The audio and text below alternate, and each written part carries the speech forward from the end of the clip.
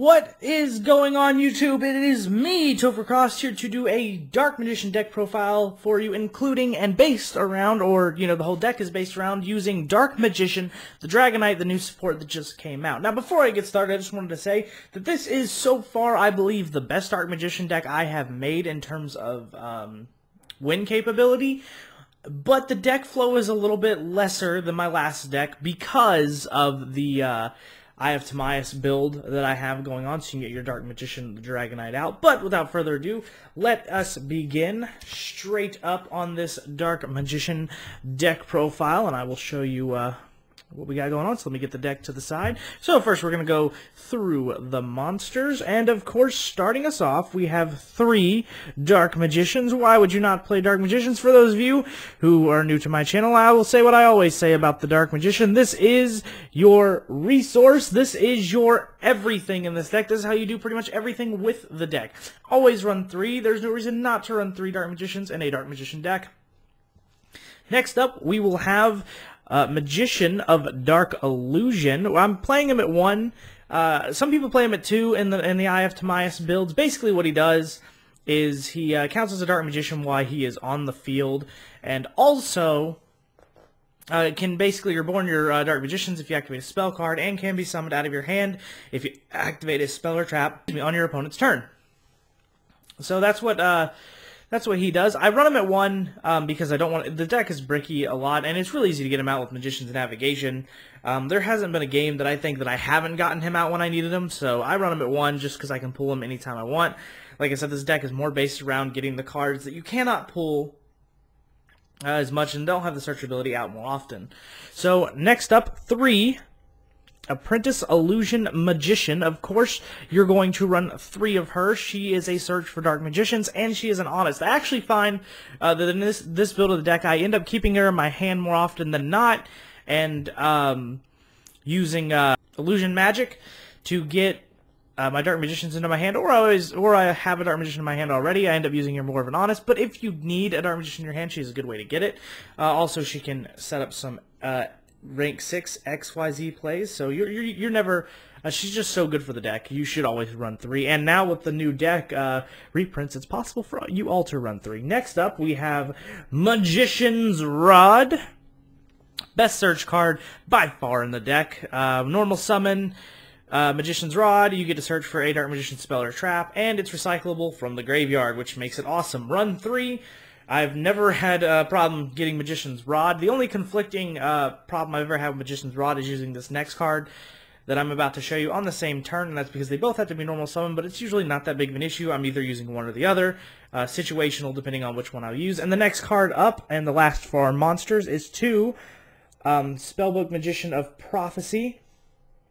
Now, credit where credit is due. A user by the name of Stan Lee actually sent me a deck profile, and that's where I got the idea to use spellbooks in the deck. So I just want to give credit where credit is due. I plan on doing a review on his deck eventually, but I've been so busy. But he entered my deck thing, and that's what he came up with. And ever since then, I didn't know Spellbook of Knowledge was TCG, it was printed yet, so he brought that to my attention and gave me some ideas for this deck. The Spellbook draw engine is thanks to you, Mr. Lee. Thank you so much, and I don't know if that's your actual name, but, I'm just going to call you Stanley. And like I said, I will link his deck down below so you can see it, and again, thank you, sir. So this is it for the monsters. Dark Magician is just not a very monster-heavy deck, but that's pretty much all there is for the main deck monsters. So next we get into the spell cards. First up, of course, Dark Magical Circle, the main spell of the deck, the one that you will be using with Dark Magician the Dragonite a lot if the build plays correctly for you. Basically, if you special summon a Dark Magician or any stuff, just summon a Dark Magician in general, it'll trigger. And you get to banish a card on your opponent's side of the field, so it's good control. It's only once per turn, but it is good control. Next up, the card that you have all been waiting for to see how many I play in the deck, Eye of Timaeus. I am currently running 3 Eye of Timaeus in the deck because the card is not searchable. Like I said, it can be a little bricky at times, but more often than not, if you shuffle your deck, fine. I really haven't had a problem with starting with 2 of these, and my deck too much yet, as many times as I've tested. Actually, that's not true. In one hand, I actually got 2 Eye of Timaeus and 3 Dark Magicians. I don't know how I managed to do that with shuffling, but hey, it happens occasionally. But it's a good card, and it will be your main, actually your only way of getting Dark Magician the Dragon Knight out, so you want to be able to use it in conjunction with Eternal Soul. But I would run 3. Again, we didn't get a text change on it or anything, so unfortunately it's still not searchable. So until then, we're gonna run it at 3. And some people do run it at 2. So just you know, if you use what you think is best, I run it at 3. Next up, we have 2 Dark Magic Inheritance, basically a Magician's Rod that you banish 2 spell cards from the graveyard, and you can search a Dark Magician spell or trap. Pretty simple, quick play spell, so you can use it on your opponent's turn. I very rarely end up using it on my opponent's turn. I usually use it my first turn to search that Dark Magician spell or trap that I need. Because the thing about Dark Magicians is you have to be able to have like 2 or 3 spells to really get you started in a Dark Magician deck to be consistent. Dark Magical Circle is one you always want to have, and either Eternal Soul, which is more preferable in this version of the deck, or Magician's Navigation. Next up, we have Illusion Magic. Playing at 1. You can search it with a lot of the other cards I have in the deck, so just very simple card to play. You know, sacrifice Spellcaster, get 2 Dark Magicians in your hand. It's just another way around Apprentice Illusion Magician, but it's searchable, so you can always make sure you get it in your hand if you need Dark Magicians, unlike Apprentice, which isn't searchable. And last but not least, before we get to the draw power and just the non-Dark Magician magic cards, Dark Magic Attack. Pretty simple. You're going to be playing 3 Eternal Souls in this deck. You're going to be using Eternal Souls a hell of a lot. Dark Magic Attack kills your opponent's back row, so you might want to use it. Now, that being said, if you're playing a deck that has cards like Imperial Order that negate traps and stuff early on, you may want to switch this out for Twin Twister, sideboard, while you're playing that deck, but then just put it back in whenever you need it. Alright, so, next up is the draw power for the deck. And the reason there's so much in this version of the deck before I get to it is because you are going to be looking for that Eye of Timaeus. So, first of all, Spellbook of Secrets. It is a new card to my deck. So basically it does the exact same thing as Spellbook Magician of Prophecy, which I kind of glossed over earlier, but here we go. It lets you search for another Spellbook card. Now the reason I use this is, I'm actually going to go ahead and show you the next 2 for the deck, which is Spellbook of Knowledge. So the reason I use those 2 in conjunction with Spellbook Magician of Prophecy, which I also play at 2, I just wanted to kind of show this off real quick, is because either Spellbook of Secrets or Spellbook Magician of Prophecy can search out the other one, and then either of these can also search out Spellbook of Knowledge. So typically my first turn will consist of me playing Spellbook of Secrets to get out Magician, to get out Spellbook, to, you know, banish. Or something to that effect, or to sacrifice Spellbook Magician of Prophecy, because what Spellbook of Knowledge does is allows you to attribute a spellcaster type and draw 2 cards. And you're asking, well, then why do I need the Spellbook of Secrets? Isn't it taking up space in my deck? Well, no, for 2 reasons. 1, it helps the searchability of Spellbook of Knowledge, and 2, it thins the deck. You get to use 3 cards to draw 2. It thins the deck out a lot, making it a crazy amount of more consistent. And the thing about it, I run them at 2. You can run them at 3. I haven't had a problem running them at 3 if I really need to, but I run them at 2 because I don't really want to brick early in the game, and a lot of time when I run them at 3, I end up drawing into 2 Spellbooks of Knowledge, and it kills me. There's other versions of this deck that I have that I'm running 3, but in this one I'm going to be running 2. So, alright, next up we are running 2 Pot of Duality. Very, very self-explanatory. You just can't special summon on the turn, use it, excavate 3, put 1 into your hand. Very, very good for getting your Eye of Timaeus. So, and you won't be doing, like I said, except with Apprentice Illusion Magician, you will not be doing a lot of first turn special summons with Dark Magician. Next up we have Allure of Darkness. Again, just another draw card. I keep it at 2 because I don't want to get drawn to more than 1 a game if possible, so I can just, you know, banish my Dark Magician or whatever card I have in my hand, Dark Spellcaster type, just draw 2. That's all it's for. Just more draw power just to draw 2. Second to last for the draw power, we have Pot of Desires. Pot of Desires, banish 10, draw 2. Some people don't like play Pot of Desires. It doesn't really bother me at 1 or maybe even 2 in some cases because the banished 10 in this deck, you run 3 of most of the cards in the deck, so the chances of you taking out all the cards that you need are, very slim. And if you start off with a really crappy 5-card hand, but you have Pot of Desires, it is a +1, so it can give you a way better hand. Alright, and last but not least, Upstart Goblin, just to make the deck a 39-card deck. So, making it a lot more consistent. So with all this and all the search, you should pretty much be able to get yourself a relatively good hand on the first turn. And I have one other spell card that I play, Regeki. Now, like I said, this can be switched out. There's another one that can be switched out with Twin Twisters or a search card for Dark Magicians, or maybe another draw power card. I prefer having the Regeki just because it gives me direct attack advantage, and if it's what I draw into, I can eliminate the person's entire, at least the monster side of his field, and which will just make the game a lot better for me, especially if he's going to attack to win next turn. So basically, it's just a destroy card that's nice to draw into.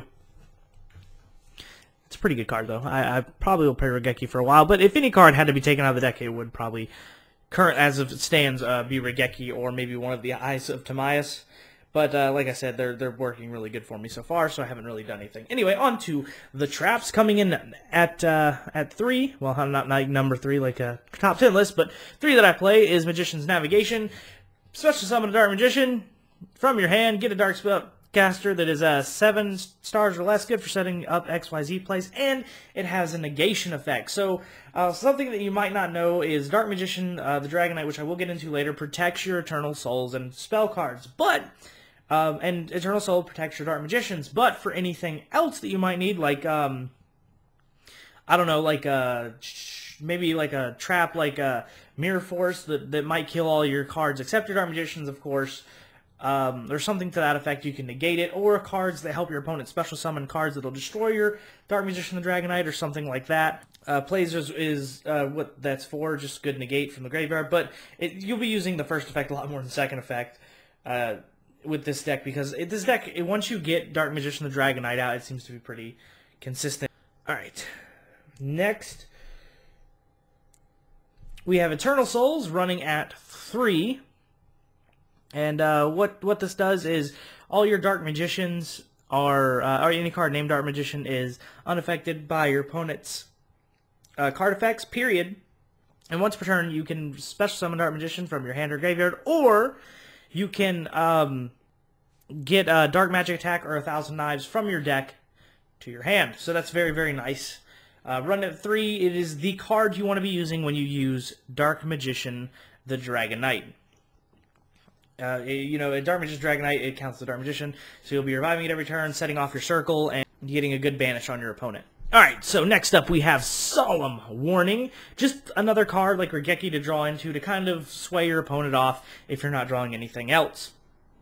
It's a very good card to get early game, but it's really the only one you need because you have a lot of negate and other things to destroy monsters in this deck. So that's it for the traps. Really, really weird. I'm only running 7 traps in the deck, but it works. So I'm not gonna diss it. But anyway, we're gonna get into the extra deck next. First off, we have the new fusions. We're going to do fusions. Dark Magician, the Dragon Knight, the namesake of this deck. You could argue it'd be Dark Magicians, but for this particular build, it's definitely Dark Magician, the Dragon Knight. Counts as a Dark Magician on the field, and cannot, or your opponent cannot, your spell and trap cards, cannot be affected by your opponent's card effects. This is amazing, especially with Eternal Soul, because Eternal Soul makes it where it can't affect him because he's a Dark Magician, and he makes it to where you can't, he protects Eternal Soul, and Eternal Soul protects him because they do the same thing for each other. Sorry, I'm stuttering, I am exhausted. I wish I had. It's only getting to you so late because I have so much to do, so I do apologize for getting the deck profile to you late, but that's why I only run 2. I've never had to use 3 of him. Once you get him, you pretty much have him for the game. Unless he gets banished for some reason, you'll never have to use or get another one out. As long as you have that Eternal Soul backing him up and him backing up that Eternal Soul, it's a really hard way to beat him, because as soon as an opponent destroys your Dark Magician, the Dragon Knight, you can bring him back. That being said, if he destroys it during the battle phase and there is no threat to your Eternal Souls till after the battle phase, do not revive Dark Magician, the Dragon Knight, if he has 2 cards that can destroy him, because then you can't destroy him for the next turn, and it leaves your Eternal Souls vulnerable. You guys are smart. I know you'll figure out the best way to use it, but, in any situation, that's just my advice. Next up, we have Dark Paladin. Probably, I don't know, Dark Magician and Dragon Knight's giving him a run for his money, but Dark Paladin's always been probably my favorite fusion. And this is my favorite art, so I just threw it in here. I got a couple when I opened the legendary decks, but very, very good card for negating spells. An good early game card if you draw into too many Eye of Timaeus. Because remember, once that Dark Magician, the Dragon Knight, goes to the graveyard, it comes back into the main monster zone, so you can then summon another fusion. And Dark Paladin also is very, very good to use against dragons because he gets a super boost from dragons being in the graveyard. But I run 2. I don't think you'd ever need more than 2, but I run 2 just in case. He's my go-to for the game. And last, but not least for the fusions, we're going to be looking at Amulet Dragon. So Amulet Dragon's only good for really one purpose in this deck. Dark Magician of the Dragon Knight kind of overshadows him, but Amulet Dragon also allows you to banish spell cards from the grave, and he gets attacked from it, and he gets a Dark Magician, or a spellcaster type monster to come back when he dies. But the main reason I use them is for cards like Galaxy Cyclone, which are in the graveyard, and what you're going to want to do is, if they got the Galaxy Cyclone, they're going to use it to destroy something that you need. Obviously, Dark Magician Dragon Knight is a better choice, but, if for some reason you're out, or you just need the power boost, and you just want to banish their spell cards because they have an annoying spell card grave effect, Amulet Dragon, just bam, play them on the field, and get rid of all their spells. I've only used them once since I've built this deck, and I don't think I'll probably be using them again for the most part, but it's nice to have them there. Because the thing about this deck is, besides the Dark Magician, the Dragon Knight, and maybe one of the Dark Paladins, the rest of the extra deck, except maybe Ebon Illusion Magician, is pretty much there for just convenience if you need it in certain situations. For the most part, you will just be trying to get out Dark Magician, the Dragon Knight. So those are the fusions in the extra deck. Let me go ahead and get into the XYZs. So first off, we have 2 Ebon Illusion Magician. So basically, you're going to use this guy to get your Dark Magicians out and to get some banish off. Especially after you have Dark Magician the Dragon Knight out on the field and he's been destroyed. Ebon Illusion Magician seems to be the one I like to go into next, or the one I need to go into first to get out that Dark Magician. It'll let you banish also when a normal spellcaster monster declares attack, so that is also awesome. He's pretty much the only XYZ I go into anymore, but I have other ones for varying situations, so let's go ahead and go through those. So, next up we have Red Eye's Metal Flare Dragon. I'm keeping him at 2. I might be switching him out with the next guy to 1. It really doesn't matter if you have 2 or 1 of the Metal Flares. The only reason I have 2 is because in one scenario ever against Cameron's deck, I've always ended up using 2, and so I've just kept 2 of them, because if you attack with Dark Magicians and you have 3 Dark Magicians out on the field, which tends to be the scenario, and you'll get them down to 500 life points, and then you can, at the end of your second main phase, XYZ out to Red Eye's Metal Flare Dragon, and do that last 500 life points of damage if he tries to do anything next turn. Alright, next up we have Big Eye. Take control of your opponent's monster.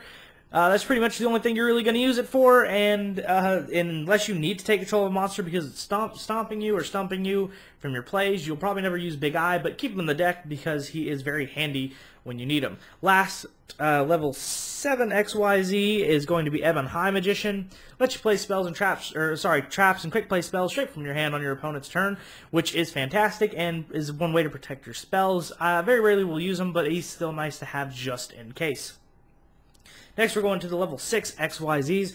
Naruto, the Moral Leader. This is basically if you have 2 Apprentice Illusion Magicians out on the field and you need to get a Dark Magician on the field, put Naruto on the field, and then Ebon Illusion Magician put on top of that, and then you special summon your Dark Magician. Alright, and it also negates your opponent's spell cards, so that's really nice. And to negate their monsters, you have Photon Strike Bouncer. He will allow you to negate your opponent's monster effects if you need to. Basically, a good, like a lesser version of Solemn Warning, but you do 1,000 life points of damage when you do. But he can also be summoned with 2 Apprentice if you're stuck in that kind of, situation. So let me go ahead and get them off. And last but not least, for the last 2 cards in the extra deck, we have 2 Link Spiders. Okay, so if you have a Dark Magician and you ain't got an Eye of Timaeus, but you need to get that Dark Magician off the field to trigger a Dark Magical Circle, Link Spider is the way to go. Link Spider allows you to just tribute a normal type. and that's it. And then you're summoned. So you tribute your Dark Magician, or you send him to the graveyard to special summon Link Spire. You pop Eternal Soul, bring that Dark Magician back, and you were instantly able to banish as long as you have Dark Magical Circle on the field. Well, I mean, that's pretty much it for this deck profile. I hope you guys enjoyed it, and if you did, subscribe. My community is getting very, very active lately, and I just wanted to also say I really appreciate that, guys. You have no idea how much I have been appreciating the responses I've been getting from the community, and one made me feel really good. The guy who said he's hyped for my Dark Magician deck, so that made me feel nice. Like I'm sort of important, you know. It's always good to get that morale boost. But that is how it is. Like I said, I have 3 Eye of Timaeus in this deck, and it can be a little bricky at times, but it is so much more useful for getting out your Dark Magician, the Dragon Knights. And I hope you guys enjoy this, and I hope you guys get a lot of use out of the new cards. So what do you also think about Dark Magician, the Dragon Knight? Do you think he's, putting that Eye of Timaeus, he's worth putting that Eye of Timaeus in your deck for? And what are some other ways that you would suggest trying to get him out onto the field for the first time? So that way you can get the whole Eternal Souls and him thing going off at the same time. Let me know in the comments below, and you guys have a wonderful night. And if you guys have any questions and want to discuss this deck with me, please let me know in the comments. Topher Crost, out.